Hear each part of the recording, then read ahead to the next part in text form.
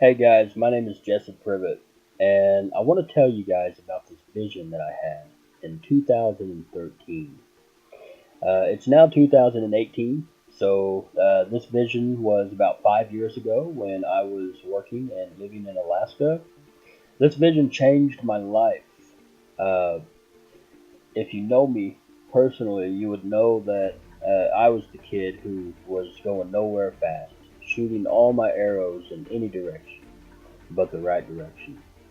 And when the Lord came down to me in this vision, it changed my life. And I made a conscious decision to serve the Lord for the rest of my life and just to be His servant and just to say and do whatever He would have me do for the prosper of His kingdom. So let me get into it. Uh, I had this dream, and it starts like this.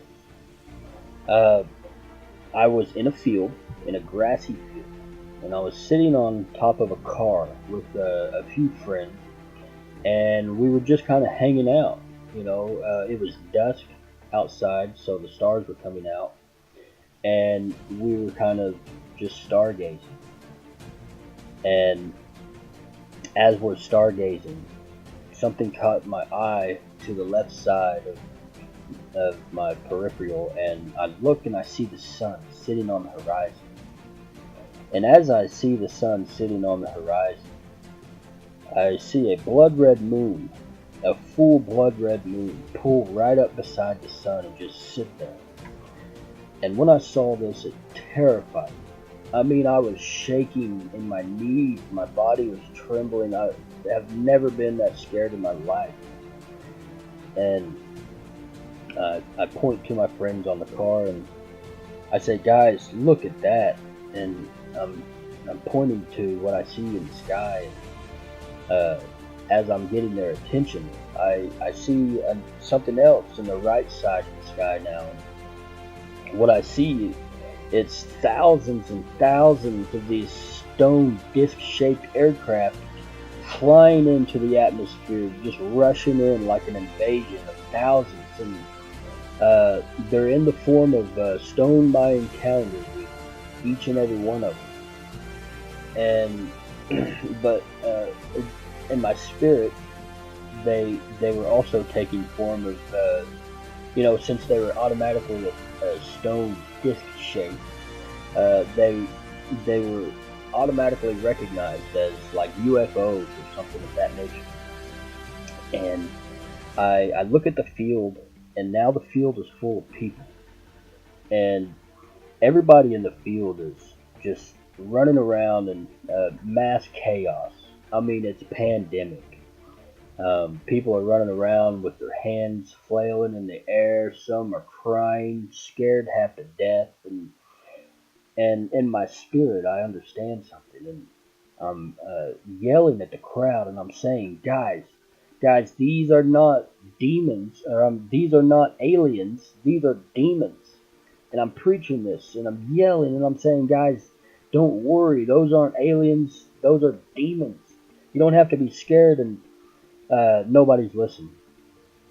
I can't get anybody's attention. It's like talking to a brick wall, and no matter how I try to comfort them, or no matter what I try to say, nobody's listening. Everybody's in their own world, and it's mass chaos. So I'm lifted up off of the field, and I'm carried over to a nearby town, and I'm observing what's going on in the town. And what's going on in the town is almost like martial law would be described. I mean, it's mass chaos in the city too, where you have the police force out and the military force out, and they are rounding everybody up. They are arresting as many people as they can, and stuffing them into cop cars. And I mean, people are even getting shot in cold blood. The police and military are shooting people. Civilians are shooting people. It is a really, really ugly situation in the city. And I find myself, I start to descend down into the city. And before I know it, I touch down at street level and I look around at my surroundings, and I'm looking at these big, tall buildings on each side of me. I'm kind of in a downtown setting, and as I'm looking around and gathering my bearings, I see two officers, and they see me from a distance. And as soon as they see me, they start to charge me, and instinctively I run away. And as they're pursuing me, I'm running for my life, and these two officers are chasing me. And I see an alleyway, and I juke into the alley, and I start running down this alley. And what I see towards the end of the alley is a man holding a hatch door open, and he's saying to me and waving me to get in the room. Hurry, get in the room. And so I bolt over to him and I jump in the room feet first, and I'm gathering my bearings about myself in the room as the two men in the room are shutting the door behind me, and they latch it with this giant latch. And as I'm gathering my bearings, I find myself in a small room with a small amount of people, like maybe a dozen or 2 dozen people. That's it.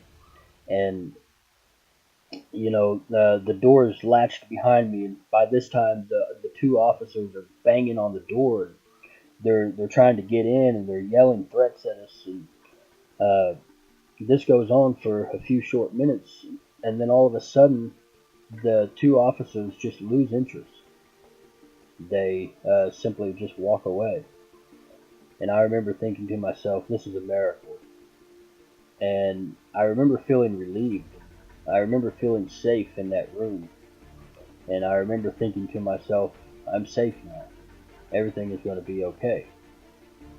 And so now the dream changes. It shifts into a different scene. And I'm carried away over to a courtroom now. And it feels like I'm sitting in a church, but I'm sitting in a courtroom. And I guess because I'm sitting in wooden style pews, and which makes it feel like a church. But there was in front of us, me and the people watching was a court proceeding going on, and there were lawyers, the judge was there, and other people were there discussing an important case. And I looked at the witness stand, and I see Obama sitting at the witness stand, and he's being questioned for important crimes, and the lawyers are questioning him, and this banter is going back and forth for a few moments when all of a sudden the judge slams his gavel down and says guilty, and Obama springs up out of his chair as to try to run out the building, and he tries to run through the pews towards the back door. Uh, Everybody in the pews, we all stand up and we rush the aisle to stop him from leaving, and everybody kind of throws their hand out in front of them in a stop position, as to say stop. And including myself, I put my own hand out in a stop position in the vision, as to say stop. And that's how the dream ended. I woke up in my bed with my hand in front of me, like that, extended out away from me in a stop position. So, as I opened my eyes, I realized I had just experienced something that I've never experienced in my life. Guys, believe me when I tell you that in this vision I was more alive than I've ever been in this life at any point.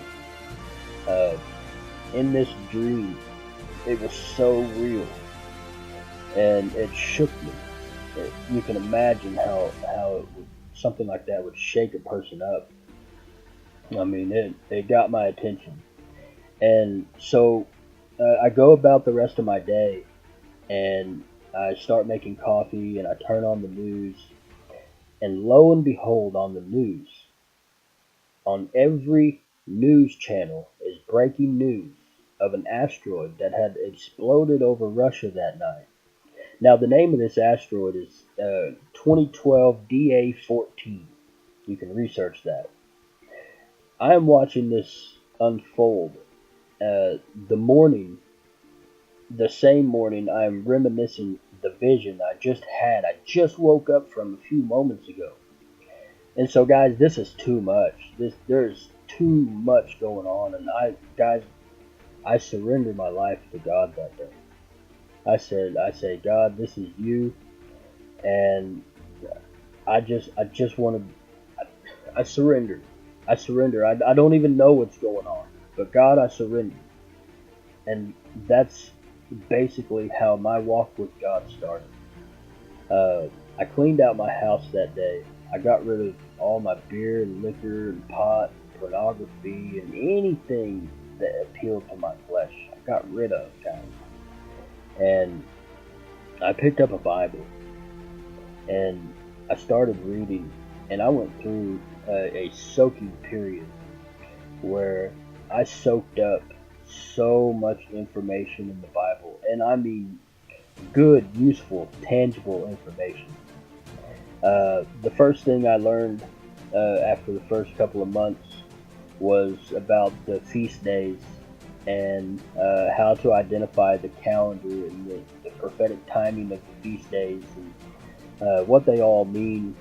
Now, I understood as a child that the feast days are types and shadows of things to come, but when I started really getting into this as an adult now, I learned so much. I learned how to identify and prove that there are 360 days in a year, 30 days in a month, 12 months in a year.